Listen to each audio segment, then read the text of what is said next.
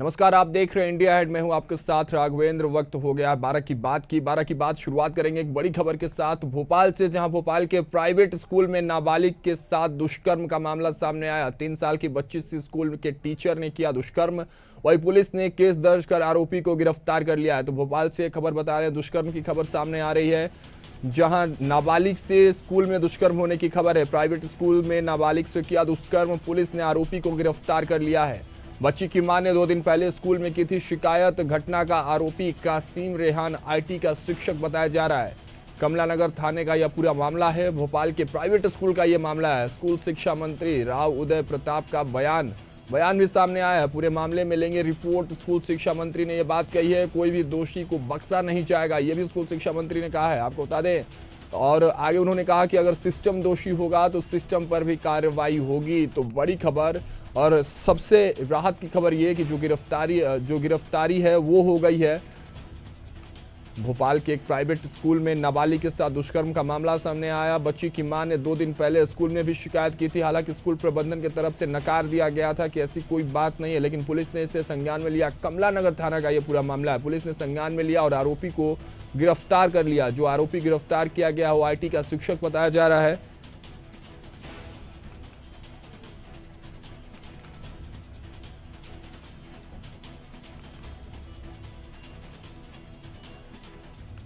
तो भोपाल से एक खबर आपको बता रहे हैं, बड़ी खबर, क्योंकि दुष्कर्म की खबरें जो हैं लगातार हर तरफ से आती हैं। और इसी बीच भोपाल में स्कूल टीचर जो कासिम था वही हैवान बनते नजर आया। 3 साल की मासूम बच्ची को हवस का शिकार बना लिया। हालांकि उसकी मां की तरफ से जब शिकायत की गई स्कूल प्रबंधन से, तो स्कूल प्रबंधन ने साफ तौर पर इनकार कर दिया कि ऐसी कोई बात ही नहीं है। लेकिन जो आरोपित शिक्षक कासिम रेहान है उसको पुलिस के द्वारा गिरफ्तार कर लिया गया है।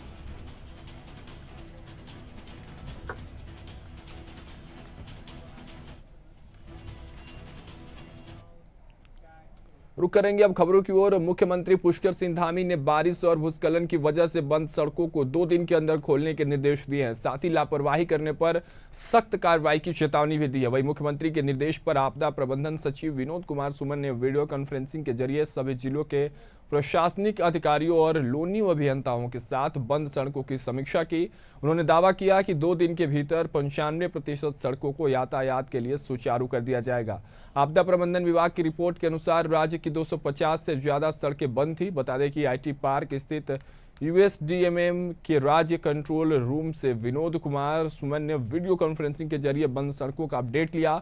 सड़कों के यातायात के लिए सुचारू करने में लापरवाही पर दंडात्मक कार्रवाई करने की भी बात कही।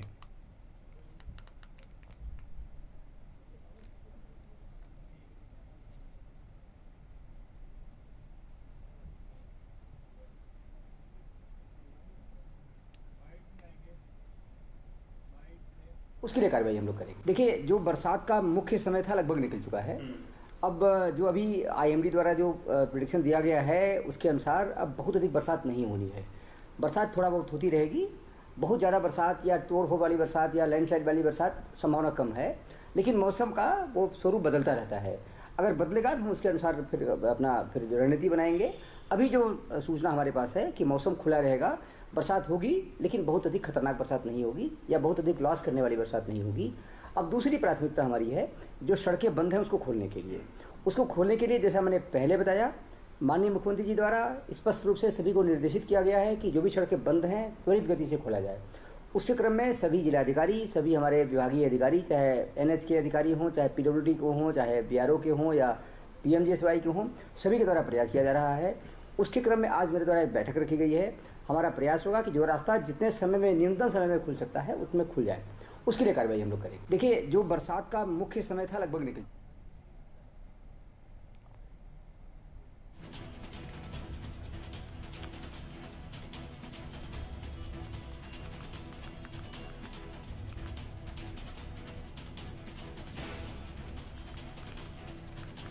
देखिए, मुख्यमंत्री पुष्कर सिंह धामी ने बारिश और भूस्खलन की वजह से बंद सड़कों को जल्द से जल्द खोलने के निर्देश दिए हैं। साथ ही लापरवाही करने वालों पर सख्त कार्रवाई की चेतावनी भी दी है। वहीं मुख्यमंत्री के निर्देश पर आपदा प्रबंधन सचिव विनोद कुमार सुमन ने वीडियो कॉन्फ्रेंसिंग के जरिए सभी जिलों के प्रशासनिक अधिकारियों और अभियंताओं के साथ बंद सड़कों की समीक्षा भी की है। उन्होंने दावा किया है कि 2 दिन के भीतर 95% सड़कों को खोल दिया जाएगा और यातायात सुचारू रूप से फिर से शुरू हो जाएंगे।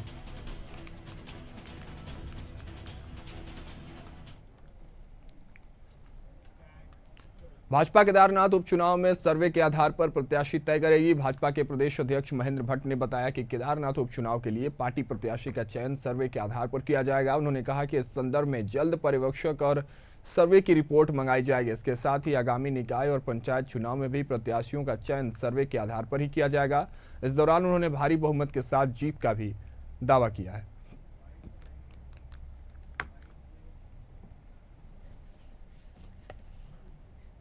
देखिए, हम हर चुनाव के लिए सदैव तत्पर रहते हैं।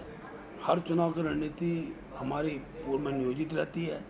हम उसके लिए अभी जो नगर निगम के चुनाव के लिए प्रदेश की पर्यवेक्षक टोली हम भेजने वाले हैं।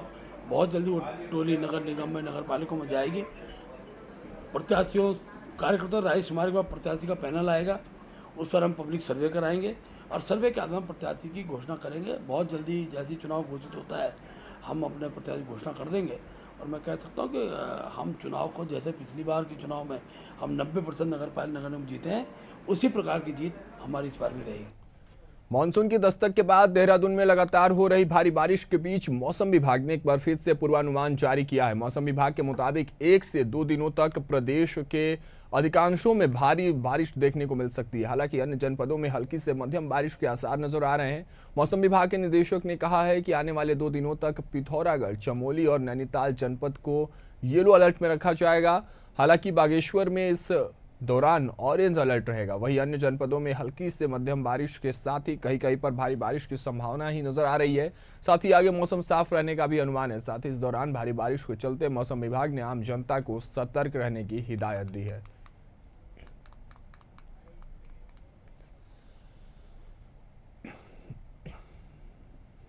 तारीख आपकी है तो 17 और 18 में जो पहले भी बोला गया था कि थोड़ी जो एक्टिविटी इस दौरान बढ़ेगी।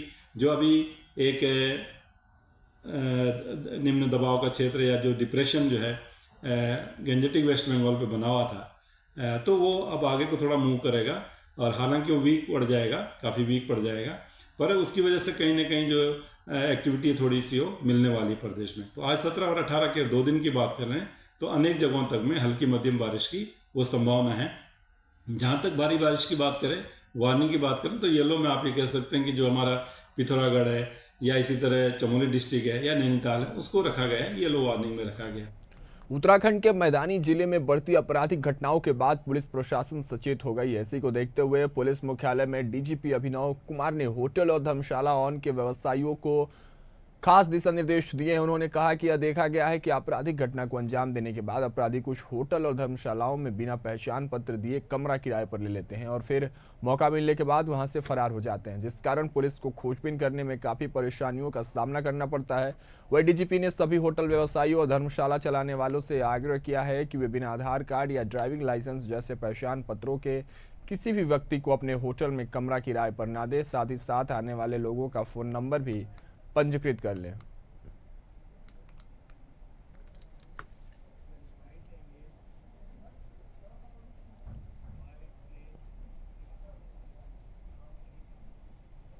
जब भी किसी बैंक या व्यापारिक प्रतिष्ठान में ऐसी कोई बड़ी घटना होती है तो कहीं ना कहीं किसी ना किसी का इसमें मतलब अंदर से कुछ ना कुछ सूचना दी गई होती है।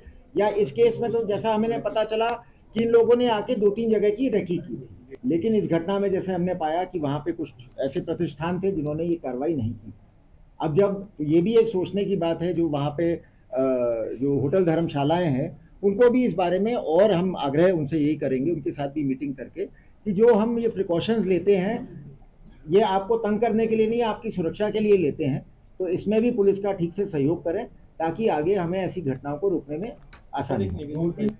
स्टेट कैंसर इंस्टीट्यूट से जुड़ी एक अच्छी खबर आई है, जहां केंद्र सरकार ने वन भूमि हस्तांतरण प्रस्ताव को सैद्धांतिक स्वीकृति दे दी है और अब 192 बेड का अस्पताल जल्द बनेगा। हल्द्वानी में बनने वाले स्टेट कैंसर इंस्टीट्यूट के लिए 250 पद सृजित होंगे, जबकि 141 बेड का रैन बसेरा भी बनाया जाएगा। केंद्र सरकार ने स्वामी राम कैंसर अस्पताल के विस्तारीकरण को सैद्धांतिक मंजूरी दे दी है। वन एवं पर्यावरण मंत्रालय ने यहां 44 पेड़ों के कटान को अनुमति दी है। इस अस्पताल के निर्माण के बाद कैंसर के रोगियों को एक ही स्थान पर कैंसर की संपूर्ण जांचें और उत्कृष्ट उपचार उपलब्ध होगा और अब पहाड़ के मरीजों को कैंसर उपचार के लिए अन्य शहरों की तरफ नहीं जाना पड़ेगा।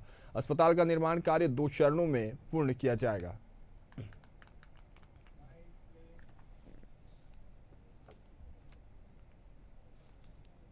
वो 192 बेड का ये अस्पताल बनेगा पूरा 2 फेज में बनेगा। अभी फेज 1 बनेगा हमारा, जो अभी हम फेज 1 बना रहे हैं, फेज 2 उसके बाद बनेगा। और 192 अस्पताल, टोटल 192 बेड होंगे, जिसमें आईसीयू के बेड भी शामिल हैं।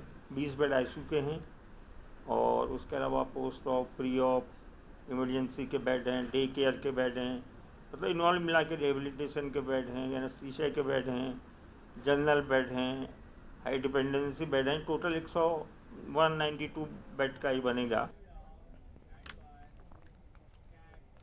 हल्द्वानी के बनभूलपुरा थाना पुलिस ने ऑटो लिफ्टर गैंग का खुलासा किया है। पुलिस ने गैंग के 6 सदस्यों को गिरफ्तार कर उनके कब्जे से 12 चोरी की बाइकें भी बरामद की है। बरामद सभी बाइकें हल्द्वानी और उसके आसपास के क्षेत्र से चोरी की गई थी। गैंग अंतर्राज्यीय बाइक चोर गिरोह के सदस्य हैं। नैनीताल एसएसपी ने बताया कि हल्द्वानी क्षेत्र में लगातार बाइक चोरी की घटनाएं सामने आ रही थी, जिस पर पुलिस और एसओजी की टीम ने सीसीटीवी फुटेज खंगाले। साथ ही मुखबिर को एक्टिव किया गया। वही पुलिस के जांच पड़ताल में सामने आया कि सभी आरोपी ऑटो लिफ्टर गैंग के सदस्य हैं, जो बाइक चोरी कर बाहर बेचने का काम करते हैं। इसके अलावा जांच पड़ताल में सामने आया कि गैंग के सरगना पर पहले से ही कई मुकदमे दर्ज हैं। बताया जा रहा है कि मुख्य आरोपी ने लुटेरी दुल्हन से शादी की थी, जहां लुटेरी दुल्हन का शिकार होकर Sandeep Maurya auto lifter gang का सरगना बन गया।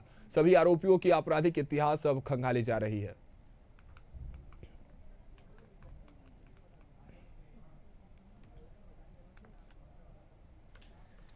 पिछले दिनों हल्द्वानी शहर में कुछ चोरी की घटनाएं हुई थी, जिसमें बाइक चोरी के मामले सामने आए।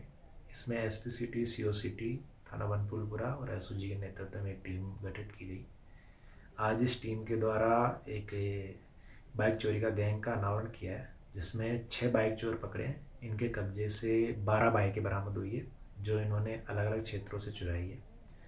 इनके द्वारा ये चोरी की गई बाइकों का अन्य अपराधों में तथा ग्रामीण क्षेत्रों में बेचने का कार्य किया जाता था। इनमें से कुछ अपराधियों का आपराधिक इतिहास भी। उत्तराखंड के हरिद्वार में चंद्राचार्य चौक के पास स्थित बालाजी ज्वेलर्स में डकैती के आरोपियों के साथ पुलिस की मुठभेड़ हो गई। यह मुठभेड़ देर रात धनौरी के पास हुई, जिसमें एक बदमाश को गोली लगने से गंभीर रूप से घायल हो गया, जिसके बाद उसे इलाज के लिए अस्पताल ले जाया गया, जहां डॉक्टर ने उसे मृत घोषित कर दिया। पुलिस दूसरे फरार आरोपी की तलाश कर रही है। पुलिस के मुताबिक दोनों बदमाश हथियारों से लैस थे। पुलिस ने जब उन्हें घेरने की कोशिश की तो उन्होंने पुलिस पर फायरिंग शुरू कर दी। मारे गए बदमाश की पहचान अभी पुलिस द्वारा उजागर नहीं की गई है, लेकिन बताया जा रहा है कि वह पेशेवर अपराधी था। इससे पहले भी कई आपराधिक गतिविधियों में शामिल रहा था। मुठभेड़ की खबर मिलते ही पुलिस के वरिष्ठ अधिकारी और फोर्स मौके पर पहुंच गई। मौके का निरीक्षण करते हुए अधिकारियों ने पुलिसकर्मियों की तत्परता की सराहना की और जांच को तेजी से आगे बढ़ाने के निर्देश दिए। घटनास्थल पर भारी पुलिस बल तैनात किया गया है और इलाके में गहन तलाशी अभियान चलाया जा रहा है।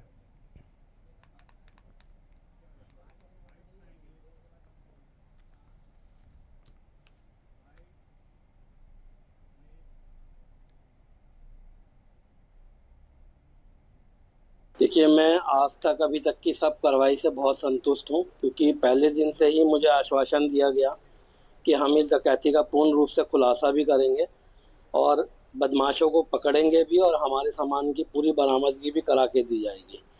अभी तक मैंने आज जो घटनाक्रम पे वहाँ देखा भी है कि मुझे मेरा सामान आइडेंटिफाई कराया गया है, तो उसमें भी मुझे कुछ सामान दिखाया गया है जो इनको बरामद हुआ उस मुजरिम से, तो वो मेरा है, मैं उसका पुष्टिकरण कर रहा हूँ। उसको मैंने देखा बहुत अच्छे। 2 लोगों को रोकने के प्रयास में पुलिस से मुठभेड़ में बहादुराबाद थाना इंचार्ज और उसकी टीम के द्वारा इसमें कार्रवाई की गई थी, जिसमें जवाबी कार्रवाई में एक व्यक्ति जो घायल हुआ था उसको तत्काल हॉस्पिटल में लाया गया था, यहाँ से मृत घोषित किया गया। एक व्यक्ति अभी मौके से फरार होने से कामयाब रहा, उसकी अभी कॉम्बिंग हम लोग कर रहे हैं। जल्दी ही मुझे उम्मीद है कि हम उसकी भी अरेस्टिंग कर लेंगे। इस क्रम में मैं आपको ज़रूर ये बताना चाहूँगा कि ये जो व्यक्ति है, इसकी शिनाख्त बिल्कुल जो ज्वालापुर डकैती में शामिल जो 5 लोग थे उसमें से एक के रूप में की गई है, और इसके जो नाम और पता और उसके बारे में अभी हम कल तक आपको और अपडेट। मध्य प्रदेश के बुरहानपुर में प्रवास पर पहुंचे जन संसाधन और प्रभारी मंत्री तुलसी सिलावट का शाहपुर में गणेश भक्तों ने काफिला रोककर घेराव कर दिया। गणेश भक्तों की मांग है कि केंद्र और मध्य प्रदेश में बीजेपी सरकार होने के बावजूद गणेश उत्सव और गणेश विसर्जन के समारोह में डीजे बजाने की परमिशन क्यों नहीं है। गणेश भक्त इस फैसले से काफी नाराज नजर आए। इसके बाद गणेश भक्तों की नाराजगी देख जल संसाधन और प्रभारी मंत्री तुलसी सिलावट जमीन पर बैठ गए और गणपति बप्पा मोरिया के नारे लगाए। इसके बाद उन्होंने गणेश भक्तों को समझाया और कहा कि इस संबंध में मुख्यमंत्री मोहन यादव से चर्चा करूंगा और आने वाले समय में आप गणेश उत्सव धूमधाम से डीजे के साथ मना पाएंगे।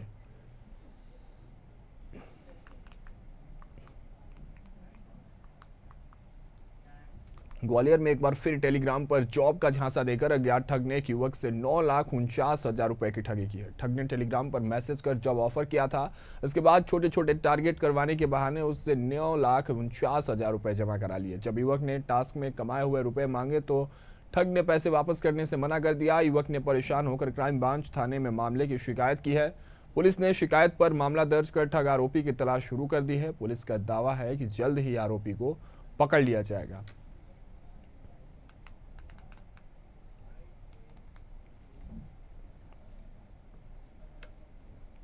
थाना क्राइम ब्रांच के द्वारा एक शिकायत आवेदन जांच पर से जो फरियादी हैं बलविंदर सिंह निवासी विश्वविद्यालय थाने के, उनकी शिकायत पर एक लगभग 9,59,000 रुपये की ठगी का मामला पंजीबद्ध किया गया है।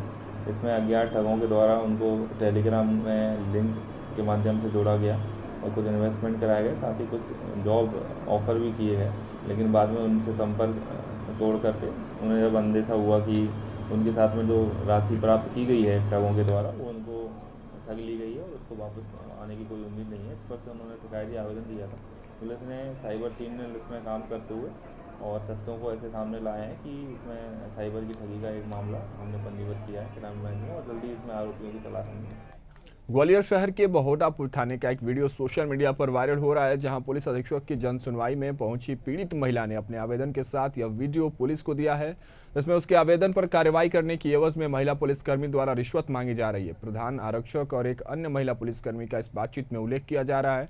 पुलिस की वर्दी में बात करने वाली महिला अंगूरी बताई गई है, जो पीड़ित महिला को उसके आवेदन पर कार्रवाई करने की एवज में 5,000 रुपये लेने के बाद कार्रवाई करने की बात कह रही है। वही पुलिस अधीक्षक ने पूरे मामले की जांच के आदेश दिए हैं और कहा है कि महिला के आवेदन पर भी जल्द कार्रवाई होगी और वायरल वीडियो की जांच के भी आदेश डीएसपी को दिए गए हैं।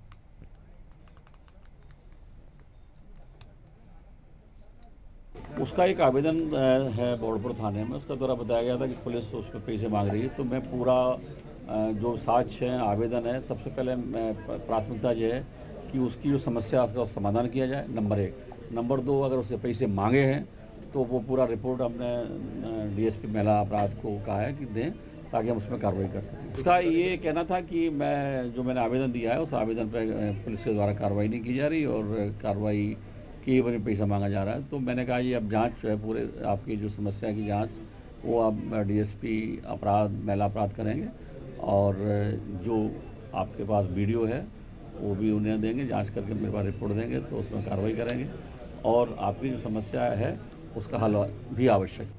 अनंत चतुर्दशी पर देवास में भगवान श्री गणेश का भव्य विसर्जन समारोह सायाची द्वार से शुरू होकर शहर के प्रमुख मार्गों से निकाला गया, जहां झिलमिलाती झांकियों के कारवे देखने को मिले। वहीं भगवान श्री गणेश के दर्शनों के लिए हजारों की तादाद में लोग विसर्जन चल समारोह में शामिल हुए। बड़ी संख्या में सार्वजनिक श्री गणेश उत्सव की प्रतिमाएं ढोल नगाड़े और गाजे बाजे के साथ शामिल हुई।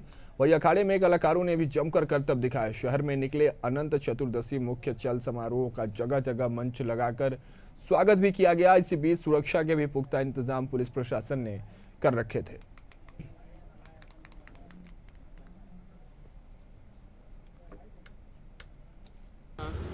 गणेश चतुर्दशी के जुलूस के अवसर पर शासन प्रशासन और पुलिस पूरी तरीके से चाक चौबंद है। शांतिपूर्वक जुलूस के लिए विगत कई दिनों से प्रयास चल रहे थे और कई चरणों में सभी आयोजक मंडल से चर्चा की गई थी। आप देख रहे हैं पिछले वर्षों के मुकाबले ज़्यादा व्यवस्थित तरीके से कार्रवाइयाँ चल रही हैं। इसमें पुलिस के जवान लगे हुए हैं, पुलिस वालों को डिप्लॉय किया गया है, मजिस्ट्रेट्स लगे हुए हैं और सारे लोग चल रहे हैं और सब बड़े हर्षोल्लास के साथ तो बड़े संयम से सारे काम चल रहे हैं। पारंपरिक रूप से अनंत चतुर्दशी का जो जुलूस है और अभी चल रहा है एमजी रोड पर, इसमें कई झांकियां शामिल हुई हैं। बीएनपी की झांकी है और नगर निगम की झांकी जो आगे निकल चुकी है और अन्य झांकियां अभी दौर पर लाइन अप हो रही हैं। गाडरवाड़ा के मुख्य बाईपास में एक बाइक सवार व्यक्ति को ट्रक ने कुचल दिया। इस हादसे में युवक की मौके पर ही मौत हो गई। वह मौजूद लोगों ने घटना की सूचना पुलिस को दी। सूचना मिलते ही पुलिस बल मौके पर पहुंचा और शव को कब्जे में लेकर पोस्टमार्टम के लिए भेज दिया। बताया जा रहा है कि मृतक बाजार से अपने घर की ओर जा रहा था, तभी पीछे चल रहे ट्रक ने ओवरटेक करने की कोशिश की और बाइक को टक्कर मार दी और मौके से फरार हो गया।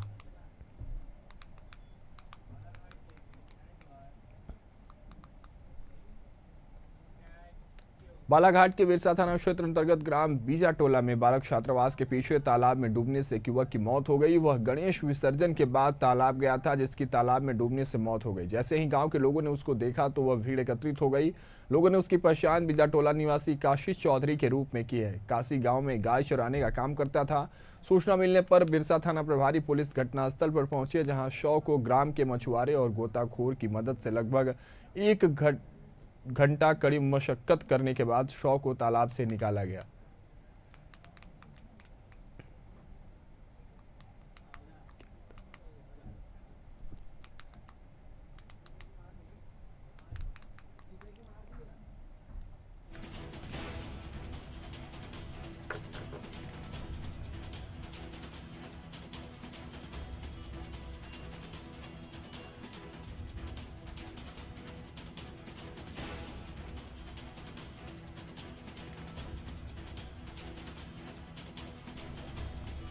अम्बेडकर नगर के राजकीय मेडिकल कॉलेज में यौन उत्पीड़न के आरोपों का पुलिस ने खुलासा कर दिया है। पुलिस ने इस मामले में पैरा मेडिकल के एक छात्र को गिरफ्तार कर जेल भेज दिया है। अपराध करने के लिए छात्र ने गूगल का सहारा लिया था।